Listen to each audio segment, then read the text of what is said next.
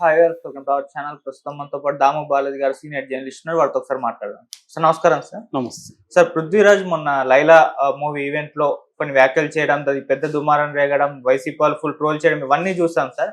ఆ తర్వాత అతను క్షమాపణలు చెప్పాలని చెప్పేసి అందరూ కూడా కోరుకున్నారు. ఈవెన్ విశ్వక్సేన వచ్చి క్షమాపణలు చెప్పినా అది కాదు, పృథ్వీరాజ్ తోటే క్షమాపణలు చెప్పించాలన్నారు.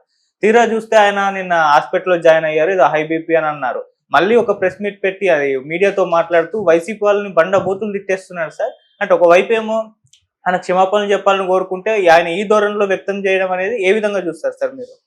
యాక్చువల్గా ఇప్పుడు పృథ్వీ అంటే అన్ని పార్టీల్లో ఉండే నోటి దూల బ్యాచ్లు పృథ్వీ కూడా ఒకడు. అన్ని పార్టీల్లోనూ ఇలాంటి వాళ్ళు ఎంకరేజ్ చేస్తారు నాయకులే. పవన్ కళ్యాణ్ ఎంకరేజ్ చేయకపోతే పృథ్వీ అలా మాట్లాడు కదా. పవన్ కళ్యాణ్ కూడా ఖచ్చితంగా ఇలాంటి వాళ్ళని ఎంకరేజ్ చేస్తాడు. ఎందుకంటే వాళ్ళ పార్టీ నుంచి ఎవరో ఒకరు అలా మాట్లాడాలి. ప్రతి ఒక్కరు ఏమనుకుంటారంటే అవతల వాళ్ళని అదే భాషలో మనం కూడా మన వైపు కూడా మాట్లాడాలి. మనం మర్యాదగా మాట్లాడితే వాడు తగ్గడు, కాబట్టి మనం కూడా అలాగే మాట్లాడాలి అని అన్ని పార్టీల్లోనూ ఇలాంటి బ్యాచ్లు ఉన్నారు. వాళ్ళకి డిమాండ్ ఉంది కాబట్టి వాళ్ళు ఉంటారు. వాళ్ళని ఎంకరేజ్ చేయకపోతే వాళ్ళు కూడా సైలెంట్ అయిపోతారు. సో అలాగా పృథ్వీ కూడా జనసేనలో అతను యాక్చువల్గా వైసీపీలో ఉన్నాడు. వైసీపీలో మంచి పోస్ట్ కూడా ఇచ్చారు. కానీ అతను అక్కడ ఎవరితోనో లేడీతో మిస్బిహేవ్ చేయడం, దానివల్ల అతన్ని తీసేశారు. దాంతో ఇతనికి కోపం వచ్చింది, నన్ను తీసేస్తారా మీరంతా ఉత్తములా అన్నట్టుగా తను పగబట్టాడు. దాంతో జనసేనలోకి వచ్చాడు. జనసేనలోకి వచ్చినప్పటి నుంచి ఇంకా అతని పగంతా కూడా వైసీపీ మీద. అతను జనసేనకి కాంట్రిబ్యూట్ ఏం చేశాడు నాకైతే ఇప్పటివరకు తెలియదు.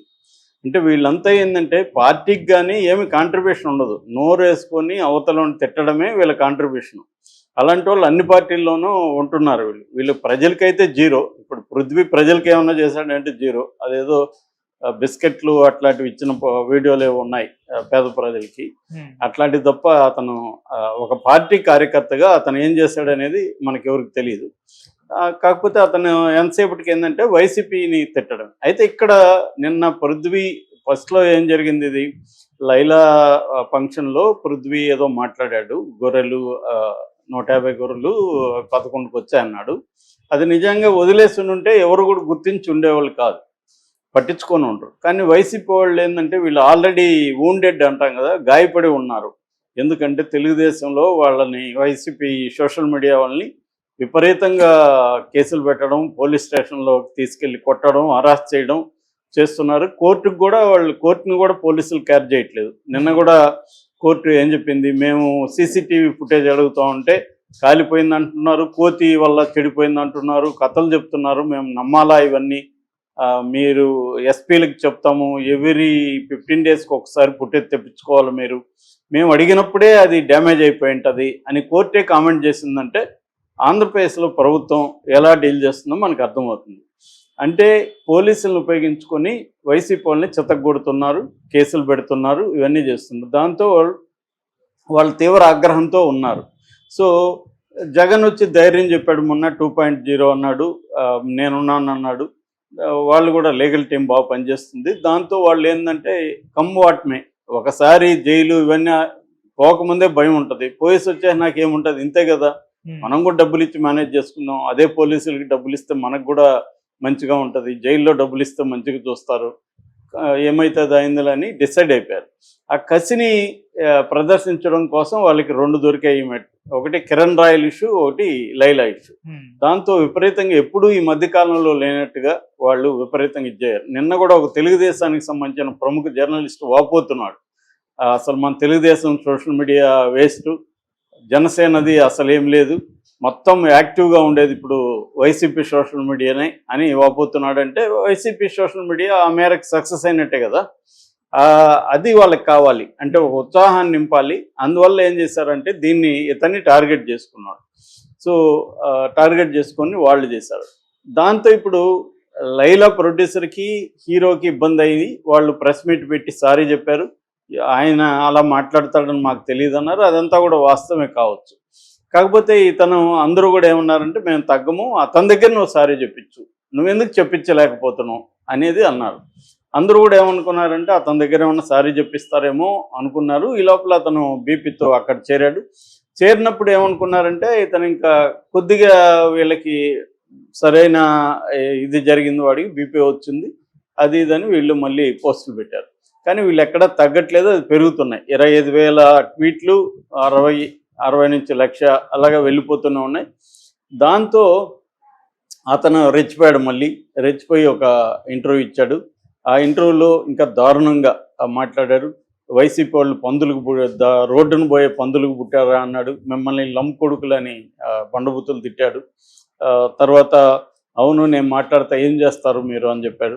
అలాగా ధైర్యంగా అతను ధిక్కరిస్తూనే మాట్లాడాడు. అంటే ఇక్కడ ఒకటే వెర్షన్, ఇప్పుడు బయటకు వస్తున్న వెర్షన్ ఏంటంటే ఇదంతా సినిమా టీం అంతా కలిసే ప్లాన్ చేస్తారని. అంటే విశ్వక్సేన్ ఇంతకు ముందు కూడా TV9 ఆమె ఎవరు దేవితో గొడవ పెట్టుకోవడం కూడా అది స్టంటే అని. అంటే అతను సినిమాకు ముందు ఏదో కాంట్రవర్సీ చేసి తన సినిమాని జనాల్లోకి, ఎందుకంటే విశ్వక్సేన్ అంటే ఇప్పటికి కూడా చాలా మందికి ప్రజలకు తెలియదు, ఆడియన్స్కి ఇంకా అంత పాపులర్ కాలేదు. ఇతను ఏంటంటే ఒక 3rd గ్రేడ్ సినిమాల నుంచి అవే 1-2 హిట్ అయినాయి తప్ప హీరోగా ఎస్టాబ్లిష్ కాలేదు. ఒక నానిలాగా ఒక ఆ రేంజ్లకి, నెక్స్ట్ ఆ రేంజ్లకి వెళ్ళాలనేది తన కోరిక. సో ఆ రేంజ్లకు వెళ్ళాలంటే తను సినిమాలు సరిపోవట్లేదు, బలం సరిపోవట్లేదు. అందుకని కాంట్రవర్సీల మీద డిపెండ్ అయినట్టుగా అర్థమవుతుంది.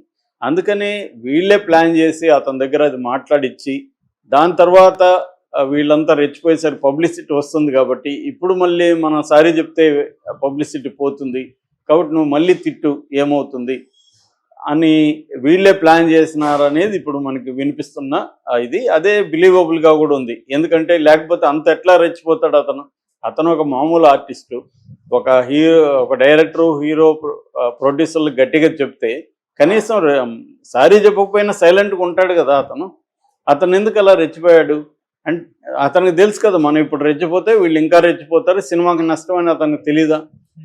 అప్పుడంటే తెలియదు అనుకున్నాం, ఇప్పుడు తెలుసు కదా రియాక్షన్ ఎలా ఉందో చూశాడు కదా, చూసినాక కూడా ఎందుకు చేస్తున్నాడు? అలా చేసినప్పుడు వీళ్ళు మరి అది ఖండించాలి కదా. హీరో కానీ వాళ్ళు ఖండించట్లేదు. హీరో పైగా ఒక పోస్ట్ పెట్టాడు. ఆ పోస్ట్లో ఏముందంటే అతను పాత ఇట్లా ఏలు పెట్టుకున్న ఫోటో కూడా ఉంది.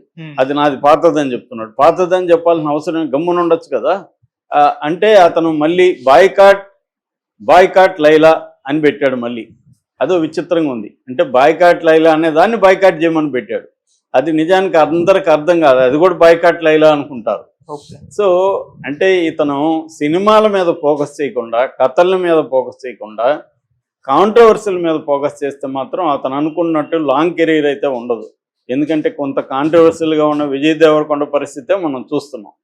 ఇక్కడ ఏంటంటే ఆడియన్స్కి at the end of the day నువ్వు మంచి పబ్లిసిటీ చేసావా, బ్యాడ్ పబ్లిసిటీ చేసావా అనేది కాదు, సినిమా బాగుందా లేదా అనేదే at the end of the day. Game changer ఏమైంది? గేమ్ చేంజర్ బ్రహ్మాండమైన పబ్లిసిటీ చేశారు కదా. శంకర్ ఉన్నాడు, మొత్తం టీం ఉన్నారు, దిల్ రాజు ఉన్నాడు, అందరూ ఉన్నారు, మరి ఎందుకు చూడలేదు జనం?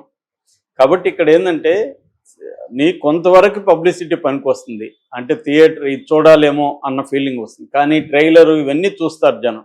ఆ ట్రైలర్ చూస్తే ఎంతమంది సినిమాకి వెళ్తారనేది నాకు డౌటే, లైలా ట్రైలరు. ఎందుకంటే అది క్రింజ్ కామెడీ ఉంది. అతన్ని